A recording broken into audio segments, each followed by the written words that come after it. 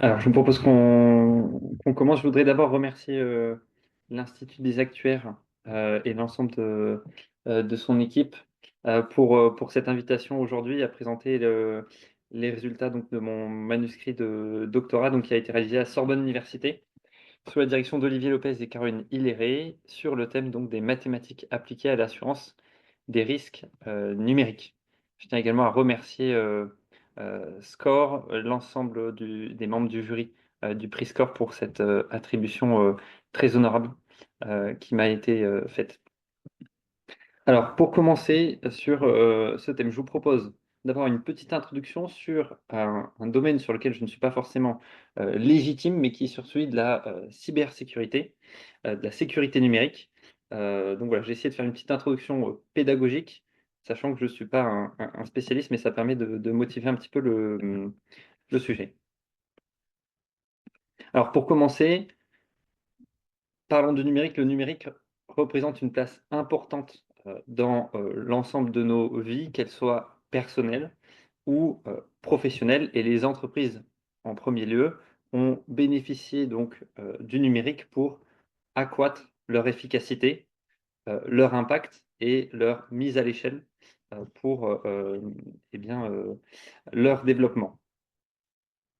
Ça, c'est la face positive du numérique.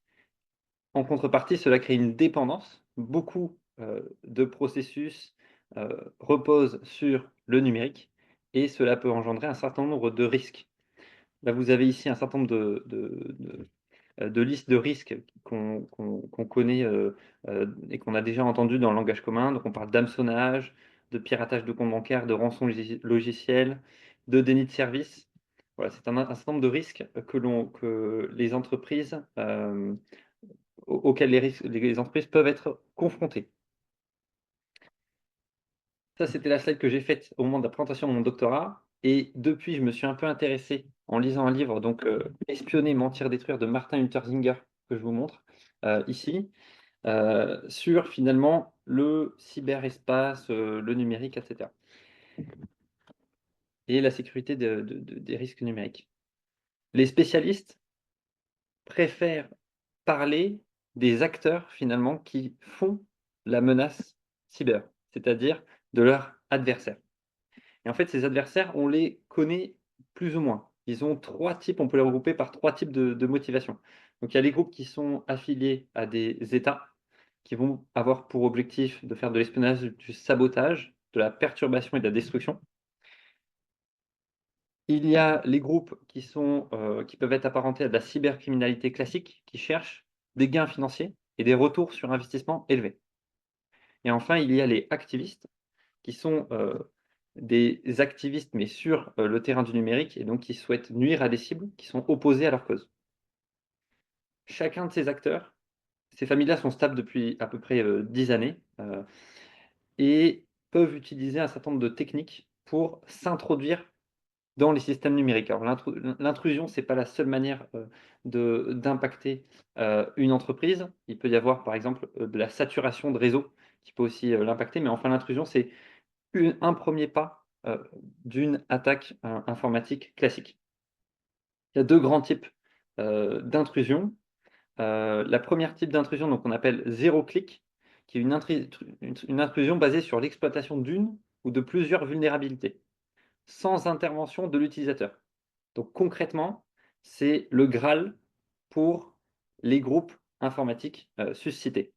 C'est-à-dire que, en exploitant une faille numérique, on arrive à s'introduire dans un système d'information sans que l'utilisateur n'ait fait aucune intervention. Donc concrètement, un exemple, c'est le logiciel Pegasus, qui a été développé par le NSO Group, et qui a impacté comme ça un certain nombre d'iPhone, sans que les personnalités, en l'occurrence, s'en rendent compte. Et puis, il y a les intrusions qui nécessitent que l'utilisateur réalise au moins une action compromettante, soit cliquer sur un lien, soit ouvrir un fichier, partager des informations sensibles ou réaliser directement un virement.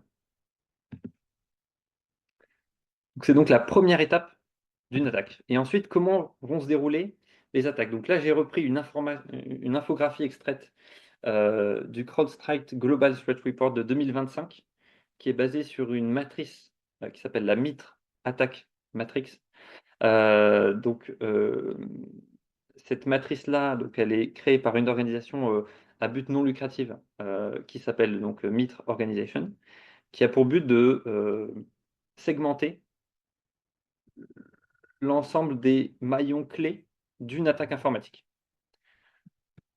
Donc, on va pas les parcourir, on va pas tous les parcourir, mais je vous propose simplement de retenir qu'il y a effectivement l'entrée initiale, donc qui peut se faire par exemple via du phishing. Donc le phishing, on connaît par exemple les mails qu'on va recevoir, ou les mails malveillants, où on invite à cliquer sur un lien qui est indésirable et qui va permettre d'avoir accès à son propre, donc à l'ordinateur de l'utilisateur qui a cliqué sur le lien. Et ensuite, les étapes suivantes peuvent se succéder dans cet ordre, mais il peut y avoir des ordres différents. Accéder au système d'information des identifiants d'utilisateurs et des mots de passe pour petit à petit, grâce à des codes qui sont exécutés de manière attentive, monter en privilège petit à petit pour atteindre des droits d'administrateur. Et dans un second temps, alors là, j'ai passé des étapes qui sont clés, vous pouvez vous référer à la matrice pour avoir plus de détails, collecter et impacter la victime. Donc, par exemple, ça peut être en encryptant des données ou en menaçant de faire fuiter des données clés pour une entreprise. Donc ça, c'est ce qui concerne les schémas d'attaque. Et sachez que les schémas d'attaque peuvent être de plus en plus innovants, notamment avec l'émergence de l'intelligence artificielle générative.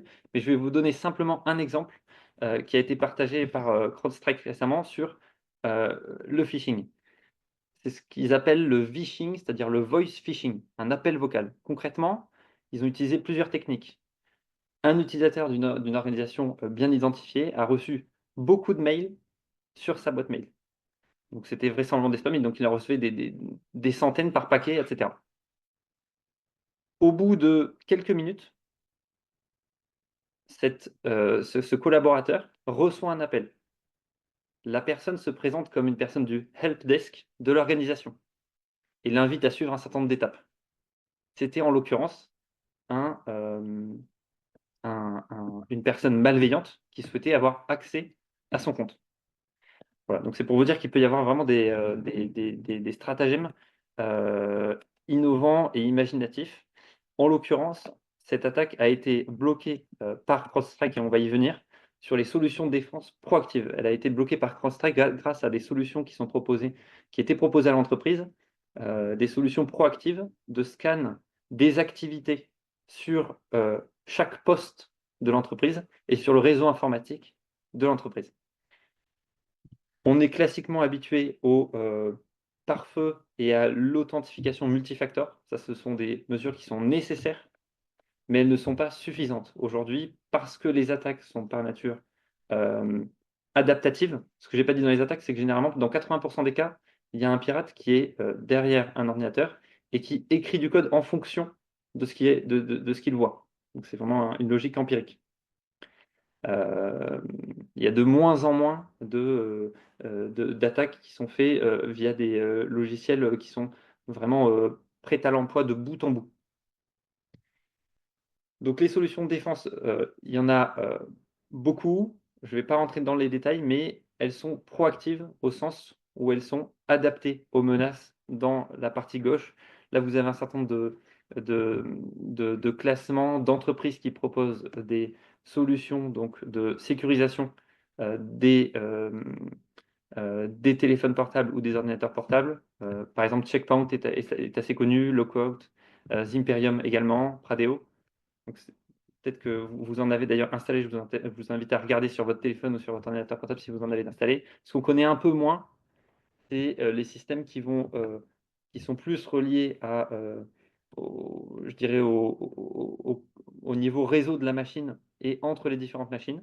Et donc là, CrowdStrike, Palo Alto et Microsoft sont des leaders du domaine.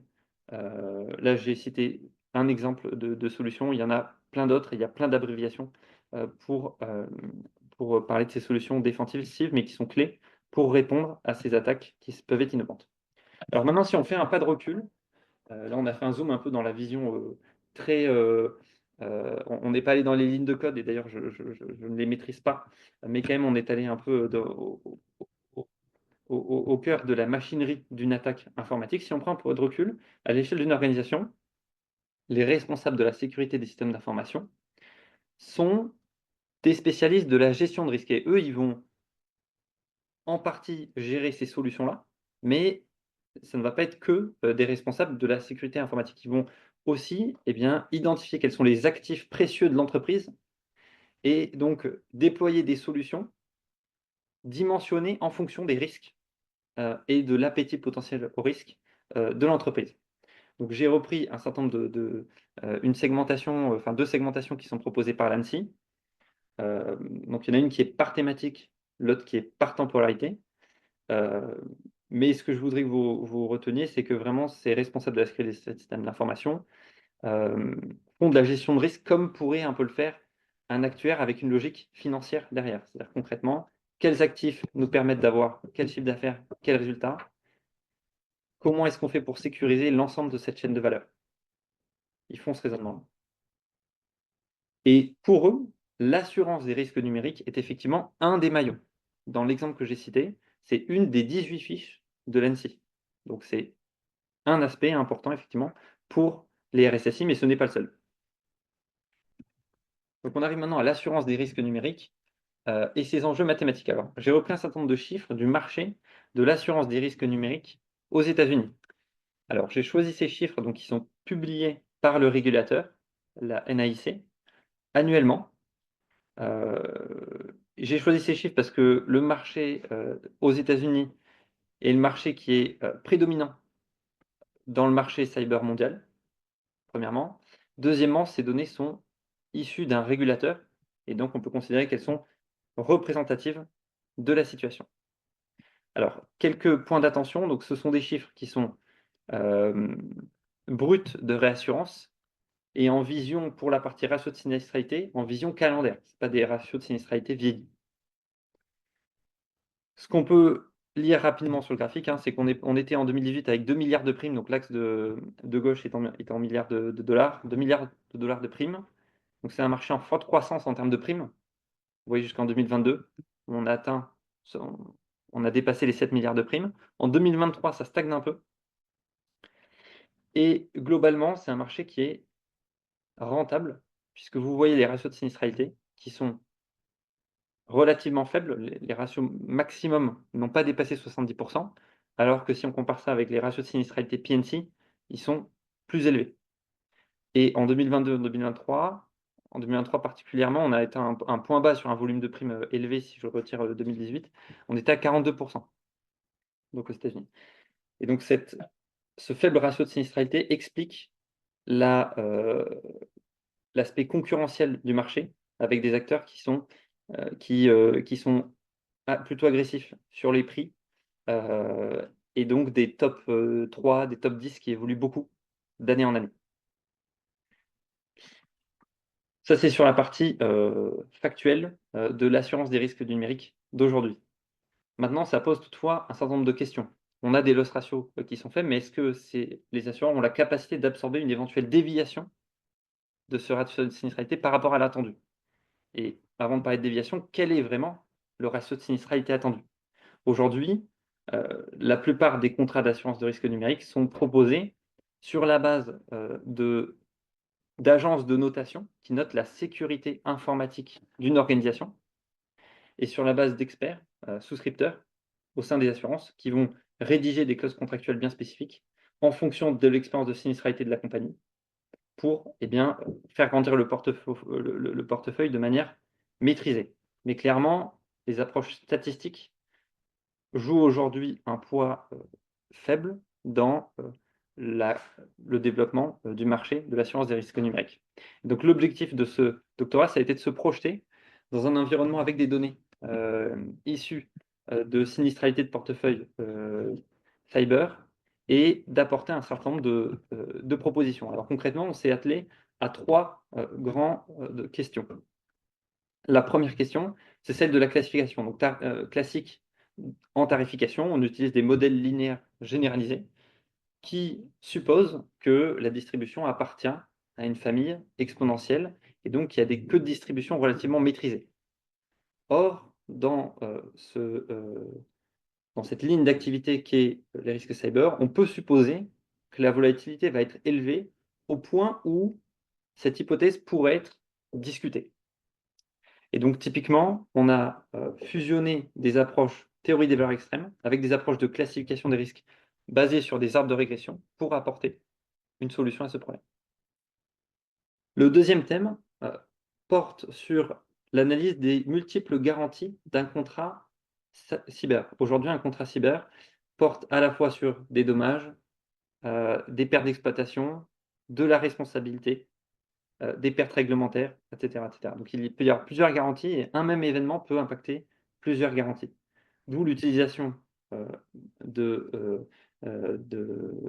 du domaine des copules, et on l'a fait avec des données censurées pour maximiser la base de données sur laquelle le modèle est entraîné, à la fois les sinistres clos, mais aussi les sinistres ouverts.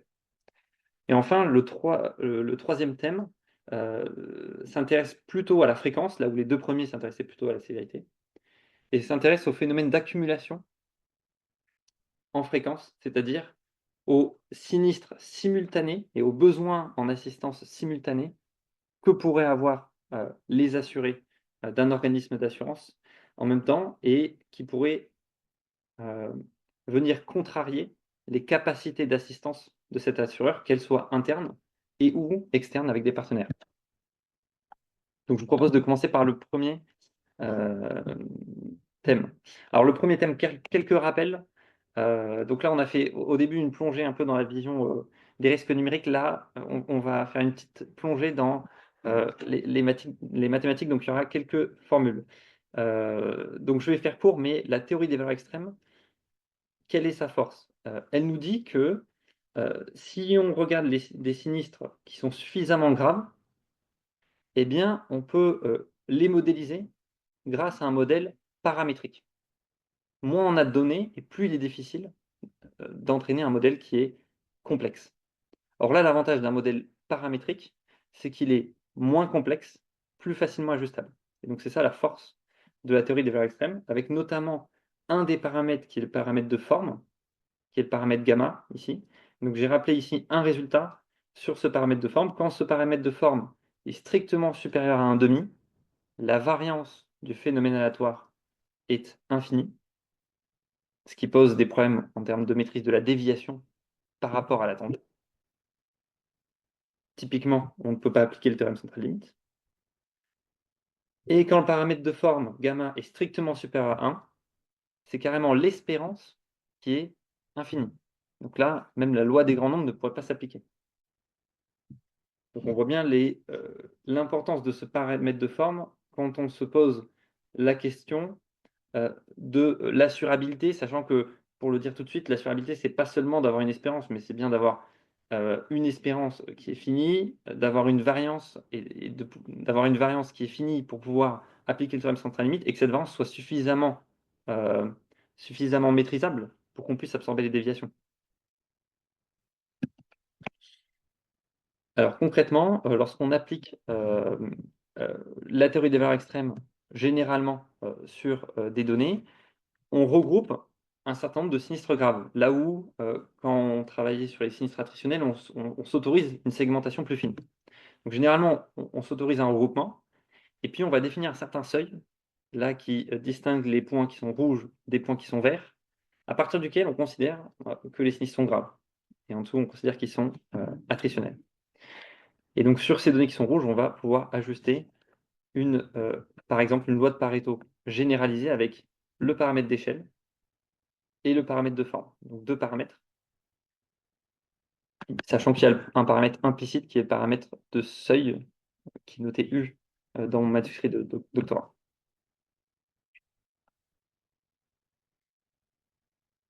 Là, jusqu'à présent, c'est la théorie des valeurs extrêmes classique. L'objectif, encore une fois, c'était d'avoir une approche différenciée, comme le modèle linéaire généralisé. Donc on a reformulé les hypothèses et les résultats classiques de la théorie des valeurs extrêmes dans un domaine conditionnel qui est matérialisé ici par le sachant X, où X correspond à l'ensemble des informations permettant de caractériser un profil de risque.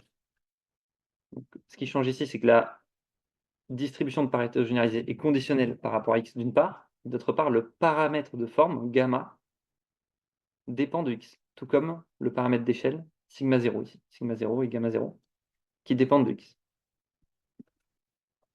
Donc, dit autrement, euh, euh, quand on est dans une situation suffisamment, donc l'hypothèse, effectivement, donc c'est pas, enfin, la théorie de variables extrêmes repose quand même sur une hypothèse qui est un peu abstraite, qui est celle-ci, qui est celle qui est ici dessus, mais on la suppose généralement vérifiée, en fait.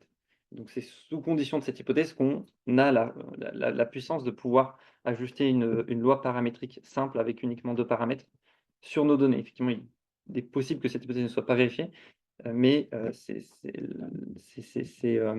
des situations qui seraient, en tout cas, particulièrement volatiles. Donc dans ce cadre, on a une approche conditionnelle de la théorie des valeurs extrêmes. C'est quelque chose qui n'est pas nouveau, qui a déjà été fait, donc j'ai mis quelques références dans certaines méthodes. Ce qui est nouveau dans notre cas présent, c'est de l'associer avec la méthode des arbres de régression, qui est une méthode que je vais essayer de vous présenter brièvement, dont vous avez peut-être déjà entendu parler, qui permet de construire comme un arbre de décision pour segmenter le portefeuille.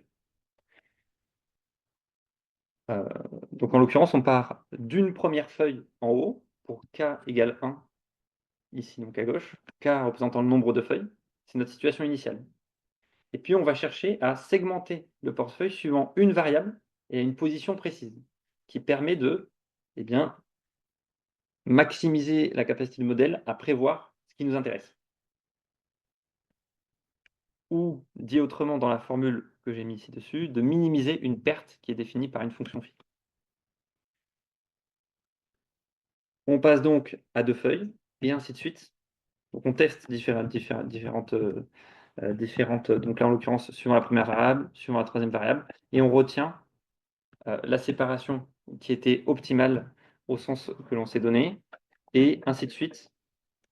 L'arbre se ramifie au fur et à mesure, et l'avantage de cette approche statistique, c'est qu'elle est claire. C'est un avantage non négligeable en termes d'interprétation. Donc concrètement, on entraîne l'algorithme, au fur et à mesure qu'on entraîne, l'arbre se ramifie, et puis on va, par validation croisée, pénaliser la complexité du modèle pour élaguer l'arbre. Donc là, typiquement, cet arbre retenu élagué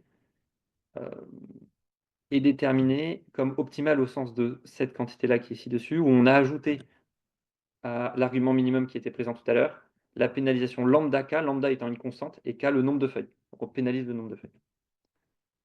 Donc là, ce que vous voyez à droite dans les schémas, c'est typiquement ce qu'on voit dans le cas d'un train, entre guillemets. Donc l'erreur de train diminue, et l'erreur de test, en l'occurrence, elle peut diminuer au début, mais augmenter par la suite, ce qui nous permet de retenir une certaine complexité.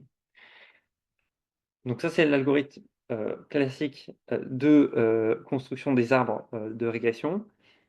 Ce que l'on a fait dans le cadre de notre proposition, c'est de modifier la fonction de perte qui est classiquement de minimiser les erreurs quadratiques.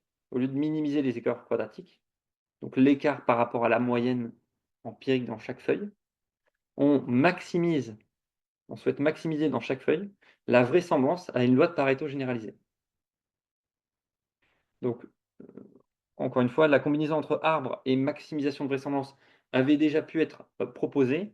Nous, ce qu'on a pu faire, c'est de le combiner avec les distributions extrêmes, et ça pose des questions théoriques, et d'avoir des résultats théoriques relativement intéressants. Avant de parler des résultats théoriques, je vous montre les résultats en termes de simulation. Vous avez donc 5 graphiques devant vous. Donc le graphique de gauche, sur chaque graphique, on voit en axe des abscisses le nombre de simulations. Plus le nombre de simulations augmente, et plus on est dans des conditions optimales d'apprentissage pour l'algorithme. Le premier graphique à gauche représente l'erreur d'estimation du paramètre d'échelle. Juste à droite, l'erreur d'estimation du paramètre de forme. Au milieu, l'importance des variables telle qu'elle est définie par l'algorithme CART. Et enfin, la prédiction du nombre de feuilles et du vrai nombre de séparation. Parce qu'on peut être sur un bon nombre de feuilles, mais pas avoir les bonnes feuilles. Ça, c'est un peu le résultat. Ce qu'on voit, donc effectivement, c'est que plus les simulations augmentent, plus on a une estimation pertinente de l'estimation du paramètre d'échelle, de l'estimation du paramètre de forme, de l'importance des variables, du nombre de feuilles, on tend vers 3 feuilles, et du nombre de séparations exactes, 2 en l'occurrence.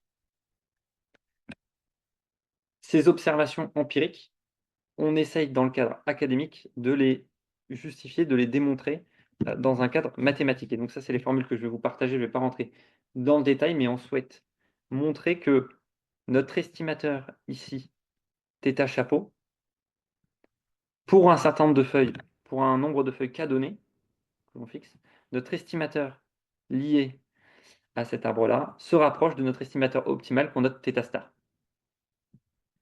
Je ne vais pas rentrer dans le détail, mais ce qu'on montre, c'est qu'on a une inégalité qui est exponentielle dans une partie de l'inégalité et plutôt polynomiale dans l'autre partie de l'inégalité. L'idéal étant d'avoir uniquement la partie exponentielle, mais qui n'était pas possible dans notre cadre de théorie des valeurs extrêmes. Ça, c'est pour la pertinence donc, des estimateurs. Donc c'est le résultat qui donne une preuve mathématique des deux graphes qui montraient que le paramètre d'échelle et le paramètre de forme convergent. Maintenant, sur les deux graphes de droite qui montraient que le nombre de feuilles tendait bien et le nombre de séparations tendait bien vers le nombre de feuilles optimal, là, on a un résultat qui montre que la probabilité qu'on surestime le nombre de feuilles est limitée. Là aussi, on a une borne en partie exponentielle, une partie en partie polynomiale. Et la probabilité qu'on sous-estime le nombre de feuilles est aussi bornée. Donc ça conclut cette première partie donc de classification des risques à partir des valeurs extrêmes. Je vais maintenant passer à la deuxième partie, donc estimation des copules à partir de données censurées. Donc concrètement, d'un point de vue appliqué et assurantiel, dans le cadre de la gestion des sinistres, on a des sinistres qui sont clos, pour lesquels on observe exactement le délai de clôture, et des sinistres qui sont ouverts, pour lesquels on ne connaît pas le délai de clôture. Mais ce délai de clôture est censuré par la date à laquelle on a arrêté notre extraction et la date d'ouverture du sinistre. Ce délai-là correspondant à la censure appelée C. Ce qu'on observe juste, nous, c'est Y qui correspond sur la partie des sinistres clos au délai de clôture exact, sur la partie des sinistres ouverts à une borne minimale des délais de clôture. Et ce que nous dit la théorie de la censure, et en particulier l'estimateur de Kaplan-Meier, c'est qu'on a une possibilité d'estimer la distribution de ce délai de clôture, sans avoir de biais. Classiquement, si on estime le délai de clôture uniquement sur la base des sinistres clos, on va certainement, si le portefeuille est plutôt stable, on va certainement sous-estimer les délais de clôture. Parce qu'on a mis de côté les sinistres ouverts qui peuvent être les sinistres qui sont les plus longs à être clôturés. Et donc typiquement, l'estimateur de Kaplan-Meier permet d'estimer cette distribution des délais sans avoir de biais. Et sa représentation sous forme de variable pondérée, donc qui est proposée par Van der Laan et Robbins, est très pratique parce qu'elle consiste à dire qu'il suffit d'apporter une importance différenciée aux données qui sont aux délais de clôture qui sont réellement observés. Donc on met de côté la partie des sinistres ouverts, on se concentre uniquement sur les sinistres qui sont clos. Sur ces sinistres clos, eh bien, on va les pondérer différemment en fonction de leur positionnement par rapport justement, notamment aux sinistres qui ont pu être, qui sont aujourd'hui encore ouverts. Et donc cette pondération, elle est pratique en tout cas parce qu'elle se comprend bien. On se concentre sur les données clos, mais par contre on les pondère différemment. Et quand on va faire une moyenne, par exemple, eh bien, on va avoir l'équivalent d'un résultat de loi des grands nombres. Et on va pouvoir faire pareil pour l'équivalent d'un théorème central limite. Donc c'est ce que montre un peu ce résultat qui est là. C'est que toute moyenne empirique que l'on va faire fonctionnelle en fonction des données, et grâce à nos poids qui sont estimés W chapeau, vont tendre vers la quantité réelle qui dépend de poids idéaux W étoile. Donc ça, c'est le résultat dans un contexte qui est non conditionnel.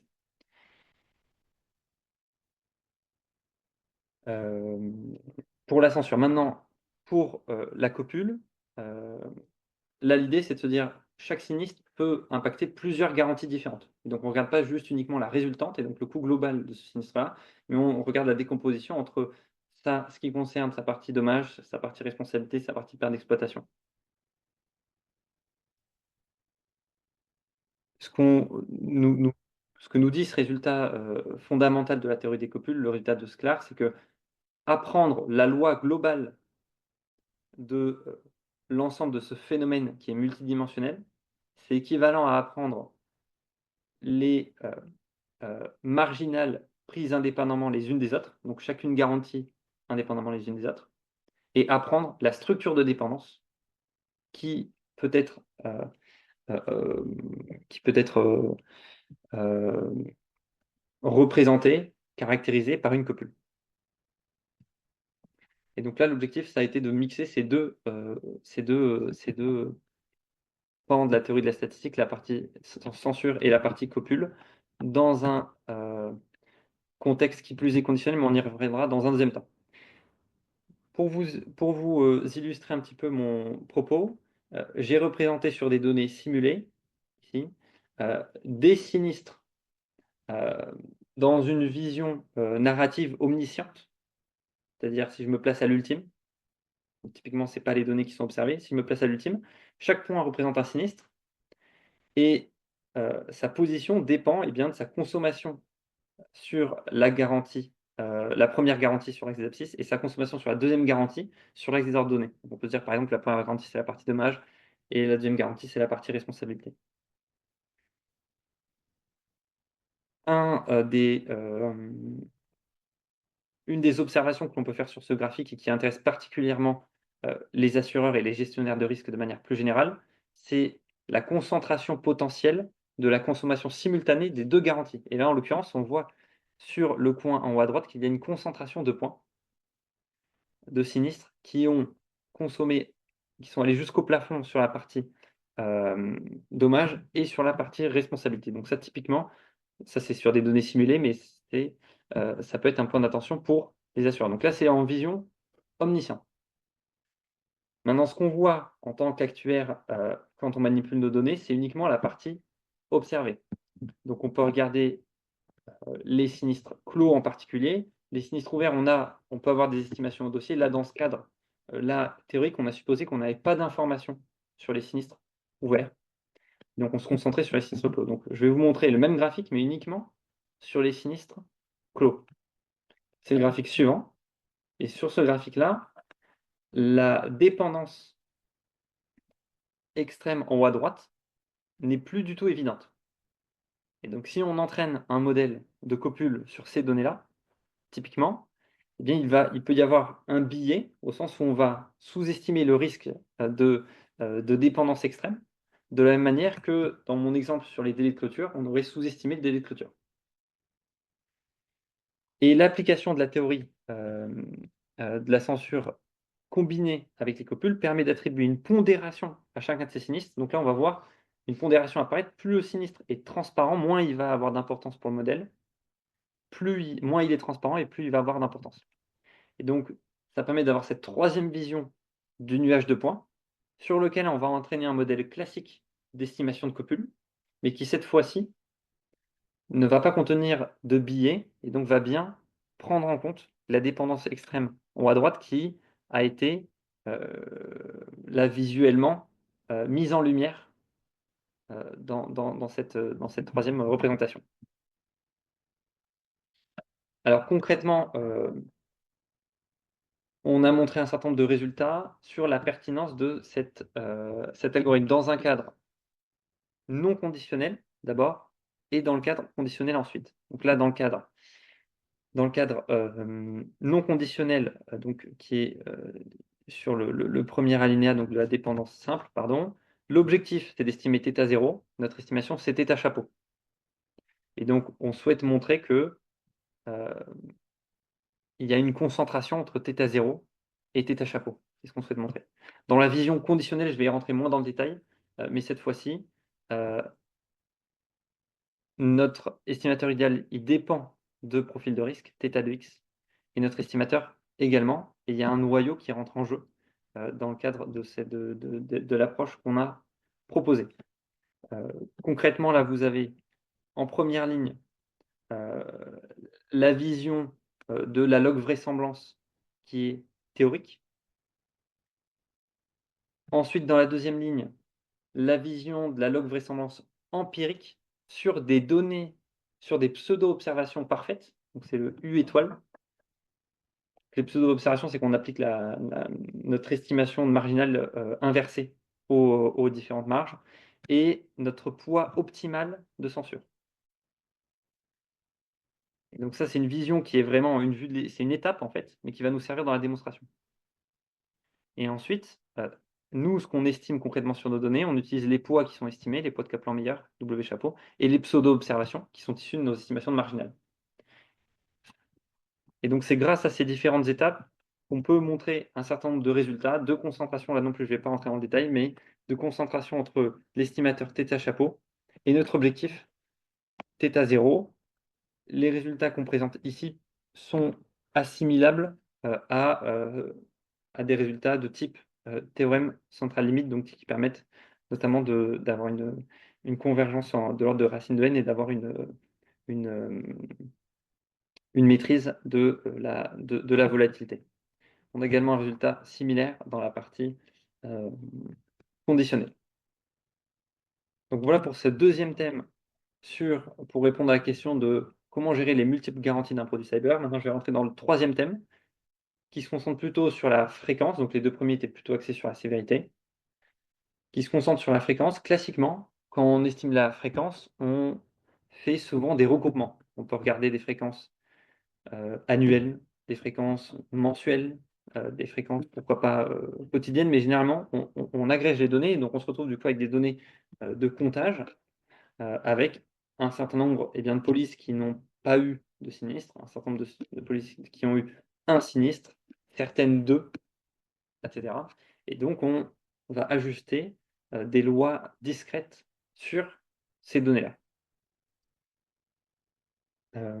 L'approche qu'on a proposée est un petit peu différente, dans la mesure où cette agrégation-là nous fait perdre un certain nombre de détails sur les données sous-jacentes. Et encore une fois, dans le risque cyber, étant donné qu'il est émergent et qu'on n'a pas beaucoup de données à l'heure actuelle, l'idée c'est de proposer des méthodes statistiques qui peuvent utiliser le maximum de données qui sont à notre disposition. Et il n'y en a pas beaucoup. Donc l'idée c'est de les maximiser.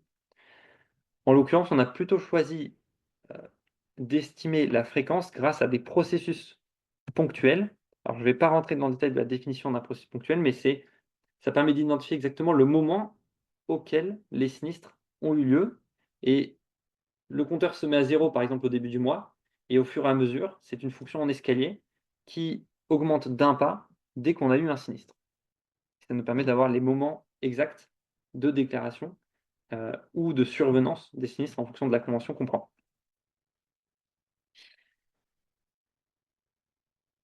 Alors, il y a plusieurs types de processus ponctuels qui existent. Le plus simple, c'est le processus de Poisson homogène, qui suppose, en fait, qui est l'hypothèse sous-jacente que l'on fait souvent quand on fait l'agrégation.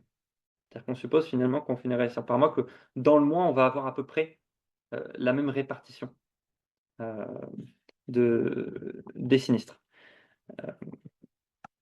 Donc ça, c'est le processus le plus simple, mais qui n'est un candidat vraisemblablement pas idéal pour estimer les accumulations potentielles en termes de risque informatique. Typiquement, dans l'exemple que je montre ici, si on a un regroupement de sinistres entre les temps 40 et 50, ce modèle-là, qui est là représenté par une ligne horizontale, ne traduit pas l'accumulation que l'on observe ici. Alors, il y a un autre processus de Poisson qui permet de la quantifier, c'est le processus de Poisson inhomogène. Son intensité peut dépendre du temps, et donc peut modéliser, peut produire, peut générer des données d'accumulation, mais sur une certaine fenêtre de temps donnée. Or, ce qui est complexe avec les risques numériques, c'est qu'il est compliqué, en tout cas vu d'un assureur, de prévoir la date à laquelle l'accumulation va avoir lieu. Typiquement, le modèle pourrait tout à fait se tromper, et là, on a un modèle qui ne correspond pas du tout à nos données. Donc, de manière alternative, on a utilisé un processus qui s'appelle le processus de Hawkes, qui est utilisé notamment pour modéliser les séismes et les différentes répliques qui suivent le sinistre initial. Donc bien sûr, alors je suis pas, sismologue, mais je pense qu'il y a des explications, géologiques, et cetera, en sismologie qui permettent de comprendre les mécanismes de réplique, et cetera. Mais on peut, sans s'intéresser à la partie physique de la chose, modéliser d'un point de vue statistique ces répliques et donc la probabilité qu'il y ait une réplique en fonction de notre expérience que l'on a eue. Concrètement, on peut, visualiser le modèle de la manière suivante: dès qu'un événement survient, la probabilité d'en avoir un autre est, augmentée pendant un certain temps. Et cette augmentation décroît au fil du temps. Et donc si sur un laps de temps assez groupé, on observe un certain nombre d'événements, eh bien, notre modèle va plutôt avoir tendance à anticiper un nombre de sinistres plus élevé. Donc voilà, c'est un petit peu le fonctionnement, de ce modèle-là qui ne s'intéresse pas à comprendre les phénomènes sous-jacents, mais qui s'intéresse à comprendre les observations et à fonctionner un petit peu comme une alerte à l'accumulation. À partir d'un certain moment, on va se dire: «Bon, bah, là, on va avoir beaucoup, beaucoup de sinistres, on va peut-être avoir du mal à les gérer». Donc c'est typiquement le raisonnement qu'on a eu et on l'a appliqué sur des données, de l'ancien réseau social, donc Twitter, heu et des posts, des tweets donc qui étaient relatifs au rançongiciel WannaCry. Puisque dit autrement, on n'avait pas de données, qui permettaient d'avoir, des propagations, de WannaCry, bien qu'on a des données sur les cryptomonnaies, mais on n'est pas allé chercher, ce type de données-là. Donc on s'est concentré sur les tweets. Alors on a fait d'abord une petite revue des données parce qu'on a des tweets qui ne sont pas liés à la propagation de WannaCry, mais qui sont liés à l'arrestation de Marcus Hutchins, à son jugement et à la sortie heu, d'un d'un film ou d'une série à son sujet. Donc on s'est concentré sur la partie diffusion et là-dessus on a estimé des processus de Hawkes. Et on s'est intéressé, on a fait le parallèle bien sûr, un tweet égale un sinistre qui est clairement un parallèle qui a des limites, mais on s'est intéressé au nombre de clients assurantiels qui auraient besoin d'assistance à un certain moment donné T. Donc concrètement, le premier processus, la I de T, modélise les clients qui vont être infectés par WannaCry. R de T modélise les clients qui sont rétablis de WannaCry après un certain temps delta. Et entre ce laps de temps-là, A de T modélise le nombre de clients qui ont besoin d'assistance à ce moment donné. Et donc nous, notre travail, ça a été de borner ce nombre de sinistres, ce nombre de clients qui auraient besoin d'assistance de manière simultanée, en fonction bien sûr des données sur lesquelles on entraîne le modèle. Alors, pour ce faire, on a fait une décomposition du processus ponctuel entre A de T, c'est son expérience plus une, heu, une martingale, mais je ne vais pas rentrer dans le détail. Ça nous permet d'avoir un résultat qui borne le sup de ce processus, heu, du nombre de clients qui ont besoin d'assistance de manière simultanée. Donc ça nous donne une idée d'un dimensionnement qu'on devrait avoir des capacités en assistance en fonction d'un certain nombre de constantes qui apparaissent là, mais ces constantes-là dépendent de, hem, des paramètres du processus de Hawkes que l'on a estimés sur nos données. Donc c'est intéressant pour dimensionner ces capacités d'assistance en fonction, de ce qu'on a pu, voir. Donc voilà pour la partie théorique. Un premier chapitre où on a essayé de relâcher l'hypothèse, d'appartenance à une famille exponentielle du modèle linéaire généralisé. On a combiné donc théorie des valeurs extrêmes et heu, arbre de décision avec des applications potentielles en tarification.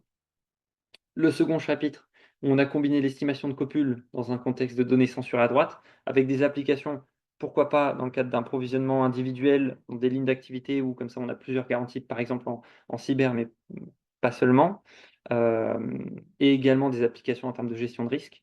Et puis un troisième chapitre sur l'accumulation d'événements issus d'un processus de Hox, avec des applications sur la partie gestion des risques, par exemple dans des modèles internes, mais également dans le dimensionnement des capacités d'assistance et donc dans les directions indemnisation des compagnies d'assurance. Donc ça, c'est pour la partie nos contributions sur le volet mathématique. Mais en termes d'ouverture, il est clair que les pouvoirs publics et les réglementations euh, qui sont d'ailleurs croissantes sur le domaine de la cybersécurité sont clés pour monter en maturité dans la gestion de ce risque-là au sein de nos organisations.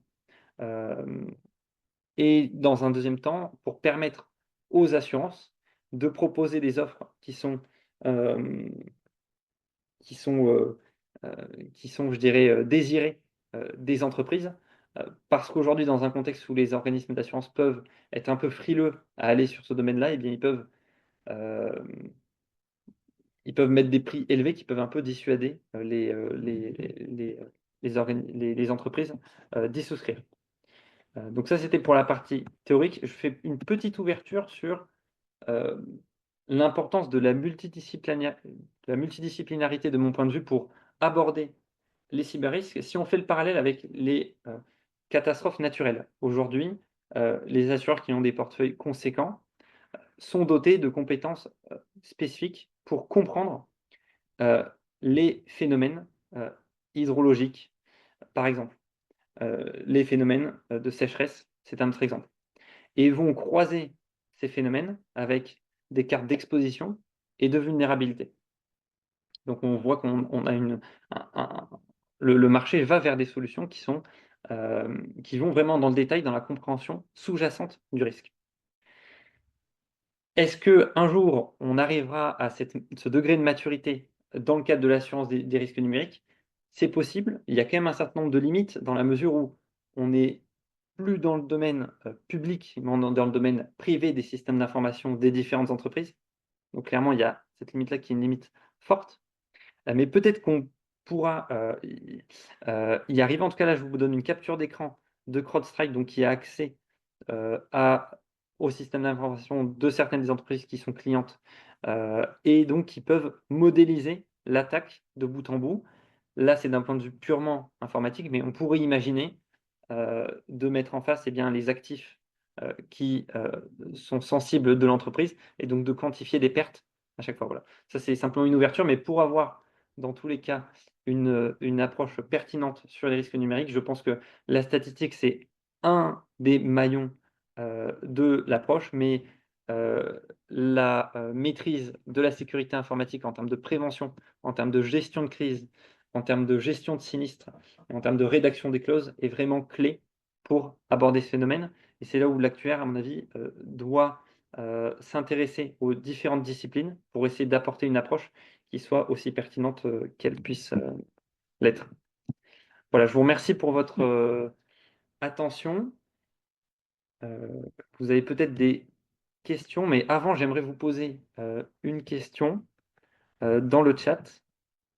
Donc, je vais vous partager un lien et je vous invite à cliquer. Je m'engage au fait que ce soit un lien qui soit bienveillant, qui vous amène donc sur un Slido et qui vous pose la question suivante. Donc, selon vous, donc vous le voyez sur le chat, hein, la discussion que vous pouvez ouvrir sur le côté.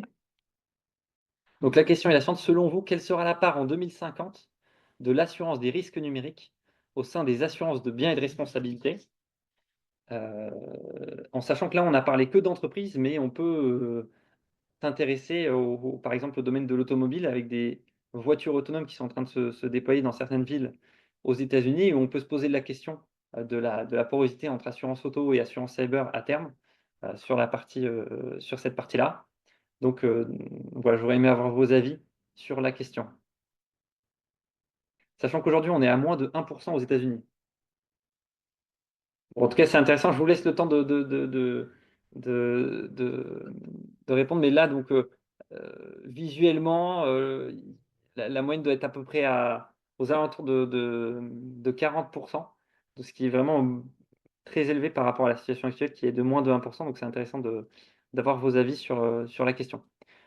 Voilà, donc je vous laisse le temps de répondre. Moi, je ferai une extraction après des résultats. Dans l'attente, si vous avez des questions, n'hésitez pas à les poser. Je vais regarder les questions sur le chat qui ont déjà été posées en attendant. Alors, donc pour répondre à votre question, Hicham Boukarsa, pardon pour la prononciation si je me trompe.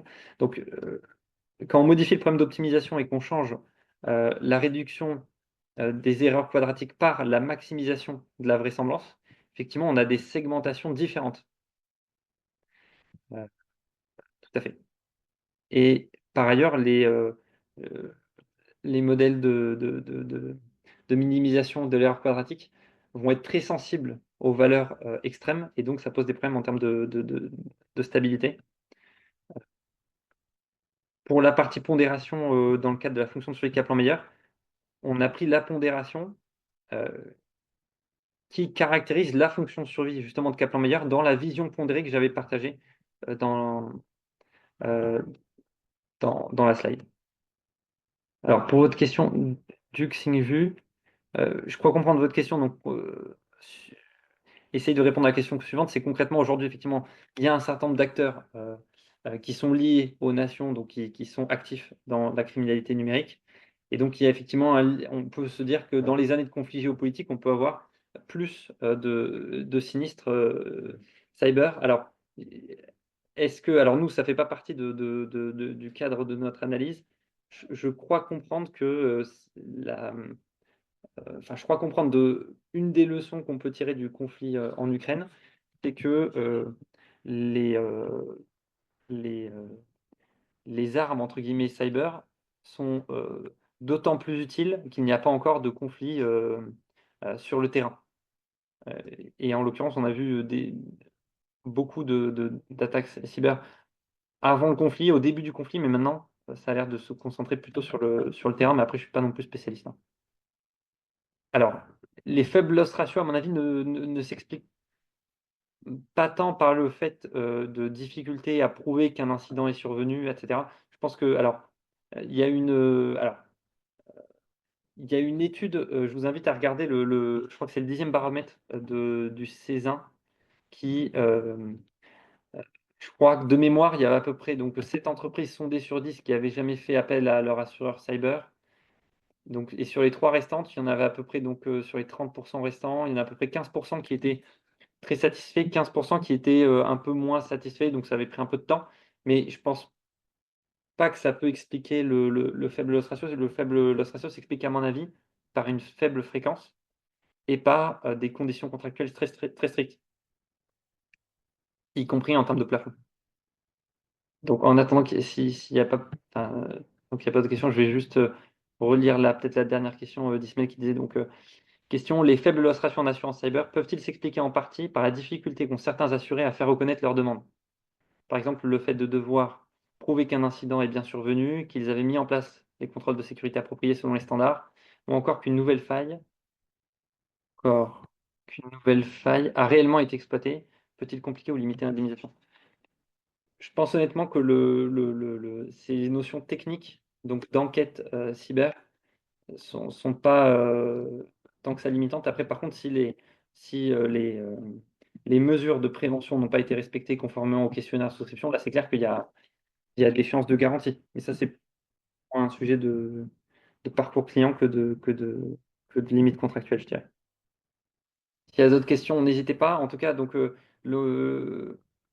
si vous voulez plus de détails, donc mon manuscrit est publiquement accessible. Je vous conseille la lecture de ce livre-là qui est rédigé donc, par Martin Unterzinger, qui est journaliste au Monde, Espionner, mentir, détruire, qui a une approche un petit peu avec une succession d'anecdotes sur ce que peut représenter le cyberrisque pour des entreprises précises, pour des groupes malveillants. Et voilà, en tout cas, je vous remercie pour votre attention et